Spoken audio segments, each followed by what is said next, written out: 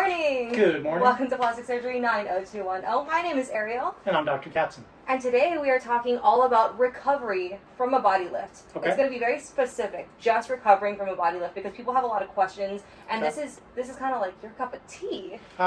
Speaking of cup of tea, we are sponsored by the amazing Fairgrounds Cafe. They are 2 blocks away from us. They are amazing. I have a matcha cortado today. What do you have? I have a matcha Earl Grey latte. Okay, cheers. Cheers. Let's do Yummy, this. yummy. Happy Tuesday, everyone. The best way to start out a breakfast. The best. Yeah, this is breakfast. So This is yeah, breakfast. perfect. All right, so recovering after a body lift. Is it simple? Yes and no. Mm-hmm. So we've just created over the years a way for patients to heal with the least amount of pain, discomfort, disruption after a body lift. Okay, so for those of you that don't know what a body lift is. So a body lift basically lifts the body, and with the area we're talking about is the lower body. So it's basically a tummy tuck.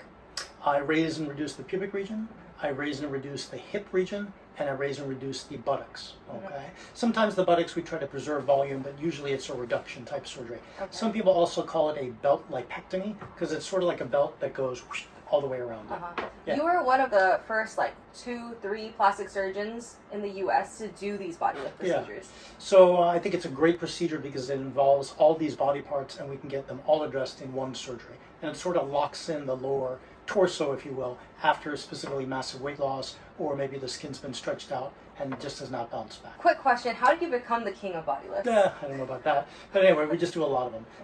When I sort of finished training, there was sort of a huge amount of patients who had just undergone gastric procedures, like the Roux-en-Y, like gastric bypass. So there was a huge flood of patients who had lost weight, but nobody really specializing in reconstructive plastic surgery after massive weight loss. So there was sort of a need. I saw that need, loved the surgery, loved my patients, loved the results. So that's why we sort of gravitate towards that procedure. So. Let's talk about recovery for this procedure. Yeah. So recovery, let's talk about position first. Okay. So you're going to be on your back. You can lay on that back incision. That's okay.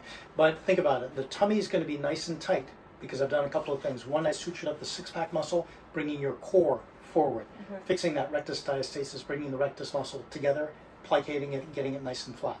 Also, I pulled and tucked that skin so you're being pulled forward. Also, you're being pulled back with the back lift, the buttock lift. So you're being pulled forward and backwards.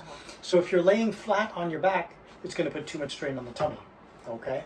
If you're sitting up 90 degrees like we are now, there's too much strain on the back.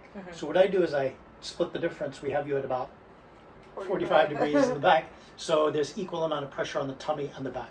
So to support the back, those recliner chairs are really good. Okay. Chairs with several pillow support, or you can get those wedge pillows online. So right after surgery, can you talk us through what's going to happen? Sure. So right after surgery, you're going to be in the recovery room, and you're going to wake up, and you're going to be typically maybe a little cold, a little shivery. You may have a little bit of pain. If you are experiencing pain, tell my nurse, tell my anesthesiologist. We'll give you pain medication. So that's sort of the initial. So in the recovery room, you're going to be monitored for about 2 hours, making sure your vital signs are good, your blood pressure good, your heart rate is good, your oxygenation is good, everything is A-OK. And then we transport you from the recovery room to our recovery center. I use medical transport to do that. That means an off-duty ambulance, not sirens blaring, but the big, strong EMTs will lift you out of the gurney, put you in their gurney, put you in the ambulance, and get you over to the recovery center. And at the recovery center, my nurses are going to watch your blood pressure, your heart rate, your urine output, your IV, making sure your pain is under control with pain pills or pain injections, things like that. So for body lifts, you always have them go to Aftercare, right? Yeah, my policy is minimum 2 nights at the Aftercare facility. If you want to spend more nights there, great, that's fantastic. But minimum 2 nights. 2 nights sort of gets you back on your feet again. My nurses will show you how to walk, how to ambulate, how to get around, how to get in and out of bed, and also be able to control that pain. So at Aura, you also have them go into this really cool thing called the hyperbaric chamber. Yeah, I really believe in the hyperbaric chamber. I think it's very, very important, and that's primarily why I use Aura, as well as its proximity to our office and proximity to neighboring hospitals. Basically, hyperbaric oxygen is a chamber. We've been in there. You can fit 6 people in there, and basically it's a steel-shaped hull where we can increase the pressure inside and force oxygen into your tissues. So you know how your ears pop when you're on the plane? Yeah. Yeah, that's the pressure around you changing. And we increase the pressure so oxygen's forced into your body so you heal up better. Yeah. So even though it's like so soon after recovery, that's probably the best time for them to get all that oxygen in, right? Exactly. Yeah. And then while you're at Aura, every day you're there, you're going to get an oxygen treatment. So you're going to have your surgery. You're going to go there after the surgery. The next day you'll have hyperbaric. I'll come see you. And then the next day after that, you'll have another hyperbaric treatment. If everything looks good, you can go home.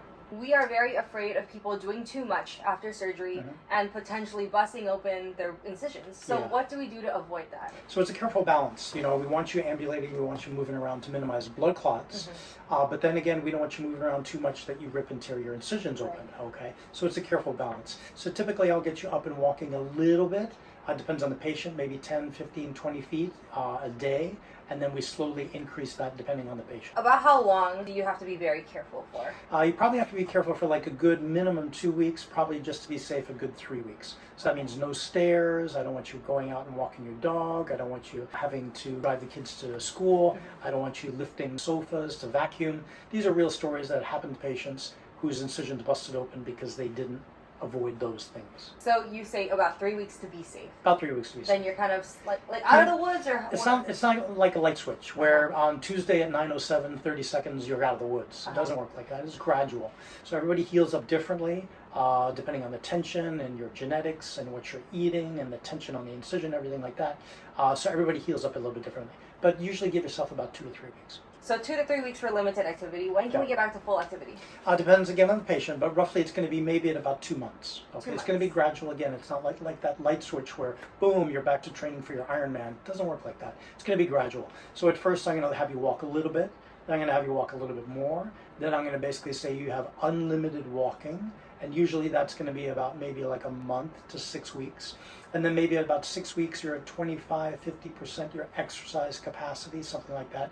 Maybe at 2 months, you're at 50, 75% your exercise capacity. Maybe at about 3 months, you should be back to 100%. It's just so much better to prepare to take off longer from work, or like to have a longer recovery, or to have someone help you for longer, because you don't want to be in that situation where it's like, oh, now I have to make all these arrangements. Correct. You don't want to have to rush.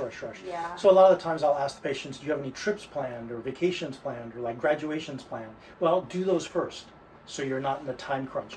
You don't want to sort of have a trip planned that's going to be in 3 weeks and have your body lift before it. What if something goes wrong, or what if something opens up?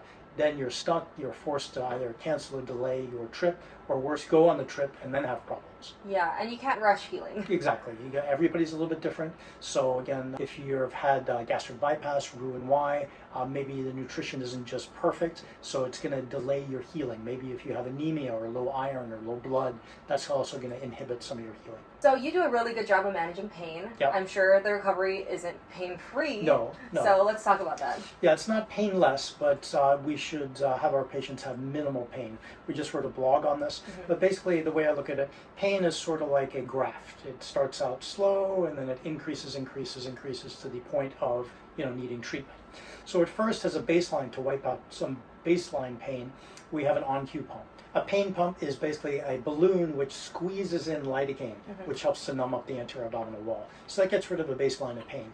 Then if you continue to have pain, I would suggest you maybe take a Tylenol, and that gets rid of a little bit more pain. And then we have another medication which you take pretty much every 12 hours called Journavx. It's a brand new pain medication. It's been out for about a year now.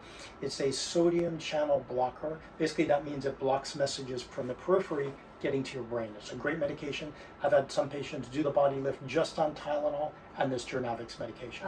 That's amazing. Yeah, it's pretty amazing. So you take that pretty much every 12 hours. And then if you have breakthrough pain beyond that, we also prescribe Percocet, Schedule II narcotic, and then also Flexeril, which is a muscle relaxant. And then if you have pain beyond that, which is pretty rare, only at Aura, we're allowed to inject things like Demerol or Dilaudid. Dilaudid's like synthetic morphine. Okay. But it's pretty rare we have to administer that. So generally patients are fine. Yeah, generally patients are fine. Usually their pain is controlled. People think, oh my gosh, pain's going to be terrible. Usually it's not that bad once they get into it. Okay. And pain is very subjective. We've had some patients who have the same surgery and only take Tylenol and Journavx. And we have some patients, same surgery, same tension, same everything, and they're on Schedule II narcotics every two pills pretty much every 4 hours. So their interpretation of pain can be very different. Okay. What is your advice to anyone considering a body lift procedure? Go for consultation, see what it's all about. Don't be sort of shrouded in mystery or not know all the facts. Just having a consultation doesn't commit you to the surgery. It just means you're gathering information. And don't just visit one plastic surgeon. Visit as many plastic surgeons who have done a lot of body lifts as you possibly can, whether it's virtually or it's physically. Consult with them to get different opinions on what can be done. Anything else people should know about the body lift? You're going to be snatched after. You're going to be snatched after. It's a big surgery, okay? Post-operatively, it's essential that you follow your plastic surgeon's recommendations. I think nutrition is so important, okay? You've got to pretty much take that 100 grams of protein or more in the liquid form. That helps with absorption. If you don't eat that protein, you're not going to heal. I've had patients who weren't healing, their wounds weren't doing well, their incisions weren't doing well because they weren't eating. We forced them to eat, and you could see it turn around usually within about 48 hours. Oh, wow. So it's that essential. Now, after the surgery, tummy's going to be tight. You're going to be in some pain, but not too much pain, and you're not going to feel like eating. But one of my patients said it the best, I think. Think of your nutrition like your antibiotic. You just got to take it. If you don't take it, you're not going to heal. That makes a lot of sense. Yeah. So some patients complain about constipation after surgery, and they say that part actually hurts more than other things. True. So that can be a combination of things. It can be a combination of the anesthesia you had for the procedure, combination of the pain medication you're taking after the surgery, the tight garment, the high protein diet, the rectus muscle that we all tightened in. So that can lead to constipation. So there are a couple of things we do for that. Stool softeners, milk of magnesia, Dulcolax suppositories, enemas, things like that to promote that. But then again, you want to be a little constipated for these procedures because you don't want the opposite. You don't want to have diarrhea where you're getting up and down to go to the bathroom, having to pull off the garment, sitting on the toilet, possibly getting some stool on the incision, getting an infection. So these are things that have happened with people that have had diarrhea after the body lift. So the worst thing to have is diarrhea. So a little bit of constipation, a little bit is okay. People leave with those little tubes hanging out of them after a body lift. What the heck are those? Those are drains, okay? And drains, by their name, drain. Okay? And suck. And suck, yeah, very good. So they drain fluid, okay? So when we're opening these large cavities, basically from your belt line all the way to your bra strap line, okay? Front and back, all the way around, everything's opened up. So to help those areas stick back together, the body makes this thing called serous fluid. Serous fluid is sort of like super glue, but the body makes too much super glue, so the level of layers separate. All right. So we put drains in to suck out that super glue and allow those areas to stick back together. It also drains excessive fluid, maybe when we're doing liposuction, or maybe there's some blood that needs to be withdrawn through the drains. So the drains do that. Typically on the body lift, I'll use 4 drains or more. Typically 1 in each side of the tummy and 1 in each side of the buttocks. So that's a total of 4 drains. And the removal of the drain really is not dependent on the number of days you are after the surgery. It's dependent more on how much the drain is draining. So some people drain a little bit, and maybe we'll get the drains out in a week, 10 days, 2 weeks. Some patients are draining a lot. Maybe we're taking the drains out 2 or 3 or 4 weeks. Depends on the patient. Okay. And then sometimes they have a different looking tube coming out of them. What is that? There's the pain pump, the drains, and then also the bladder catheter. Okay, bladder catheter. So the bladder catheter is also called a Foley catheter, but basically during the surgery, when you're completely asleep, we put a catheter in the bladder. The reason we do that is we can monitor the fluid that your body is making and the fluid that your body's processing doesn't need in the terms of output, okay? So we give you fluid through the IV, your body processes it for the surgery, and then it goes to your kidneys, is filtered out, goes into the bladder and into the catheter, okay? The catheter is our way of measuring, do you need more fluid or less fluid?